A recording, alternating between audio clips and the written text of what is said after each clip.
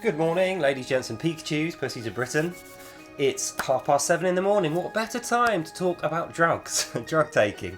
Someone commented on actually one of my first ever videos where I was commenting on DMT or ayahuasca, which is like a psychedelic Mexican rainforest concoction, which is purported to send you straight to God. You have these crazy, you see these Clockwork Elves, and you have this like spiritual experience, I suppose, based on taking a drug. And the people that sell you this drug, or the regular users of this drug, claim that this is physically meeting God. It's like a real spiritual thing. I've just always had an issue with this. That's why I made that first video. So let's talk about it. Why do people think DMT or ayahuasca mixtures are some kind of spiritual enrichment, whereas taking something like heroin or ecstasy isn't? Have you ever thought about that? Why is it only certain drugs can get you to God and other drugs can't? Because they all come from plants. That's what these guys forget.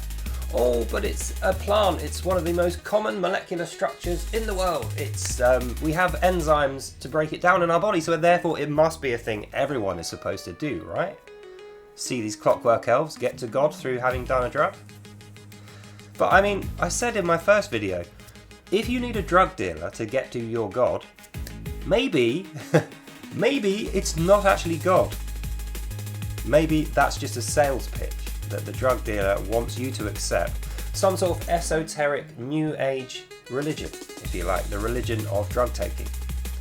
So rather than just tell you, yeah, you see things, you have crazy trips, they say, no, it's not a crazy trip, it's just like that, but it's spiritual. It's like a God thing, it's good.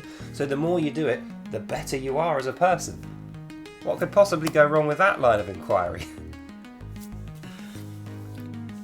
I mean, it's just because something's a plant doesn't mean it's going to be good for you. Just because you have receptors and enzymes in your body capable of breaking these things down doesn't mean that they're beneficial to you. Take nicotine, for instance. Nicotine is in virtually every single plant. But I don't see you saying nicotine is a way to get to God, even though it does give you a slight calming effect. Many people rely on it. And they would testament that it's good for them. They can't live without it. Smokers and stuff. I used to be one. It's the same with cannabis. People that smoke a lot of it will tell you, oh yeah, it's great, it's really spiritually good for you, it's calming, stress relief. But you don't have to smoke it, do you? You don't have to take it in that particular way. And the effect you get from it can actually be gained without it. So you're just attaching it to that effect in order to sell the thing. It's drug sales, marketing. It's a cult. A spiritual angle on a physical thing. And the reason this bugs me so heavily is because I've done drugs, I've had trips, and I've had a spiritual experience which was not anything to do with taking drugs. So I can tell you, those two things are different. The experience you have on psychedelics, Clockwork Elves and such, is not the same as a real spiritual experience where you interface with our creator. They're two completely separate worlds.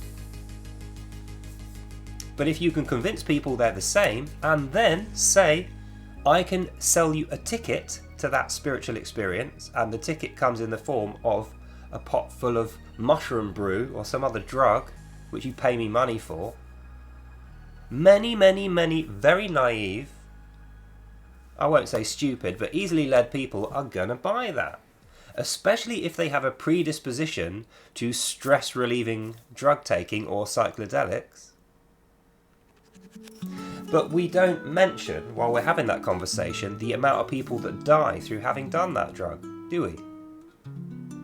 Why would you risk death in order to meet your God for 2 minutes when you're going to be off your head? You ever thought about that? If you're going to be the great creator, the divine spirit of being in the universe, why would you want to be off your face?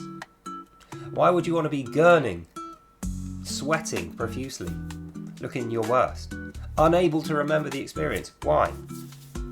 How's God going to feel about you if you get drunk when you first meet him? It just doesn't add up, does it? So, people that want to do drugs, by all means, do drugs. I wouldn't advise it. Sorry, I have extremely annoying motorbike riding neighbours. Do drugs if you fancy it. I'm not going to stop you, but know this, it is not a way to meet God. The benefits are subjective to you. You're imagining those benefits, they're not real. There are going to be lots of real drawbacks, including monetary penalty, you're going to lose money, possible addiction, sickness and death, and your family are going to be very upset with you. Plus, you're going to trick yourself, you're going to delude yourself that there's some spiritual gain from you doing this, so that you can justify doing more of it when it is just a recreational thing. Like smoking weed's not going to get you closer to God, is it?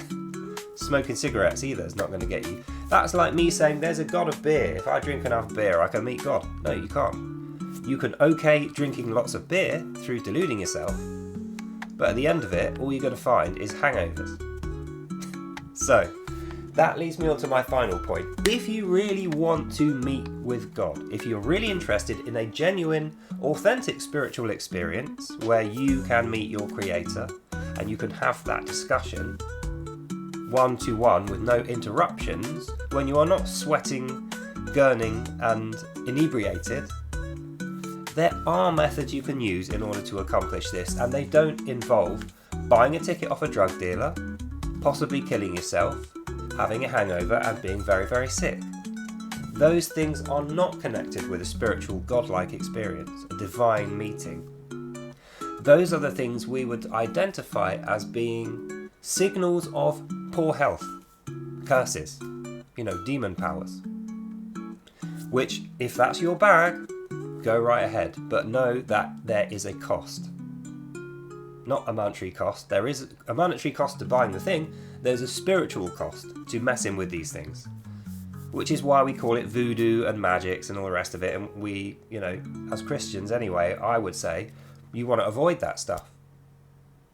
And if you want the meeting with God, the real spiritual experience, that divine relationship, then you're going to have to avoid those corner-cutting shortcuts, and you're just going to have to work for it like everybody else, because guess what? God will not respect you if you break into his palace through having done drugs and you turn up gurning, sweating and talking nonsense. Is he? Think about it. Would you want to spend your life with people who are in that condition, off their face, chatting rubbish, if you were a super intelligent, divine, creative being? No. So just be sensible about these things. Like I say, feel free to go and do drugs if that's your type of guy, if that's you. I wouldn't advise it, but I can't stop you, neither would I want to. However, God is out there. You can have that meeting, you can have that relationship, you can experience that, and you don't need to be doing drugs in order to get there. In fact, that will prevent you. So, highly recommend this one. Go and have your divine spiritual experience, meet the creative being that spawns your life force, that sustains and controls everything. And stay away from drug dealers. Just be a little bit more smart about these things. So, that's the end of this video. Hope you enjoyed that and you learned something. God bless you all. And I'll see you lovely people in the next one. Bye now. And if you would like more information on smoking DMT and doing ayahuasca, please don't ask me. However, if you want information about meeting with your divine creator, God, please look me up. I'll be happy to assist you. So that's all for now. God bless you all. Have a lovely day, and I'll see you in the next one. Bye.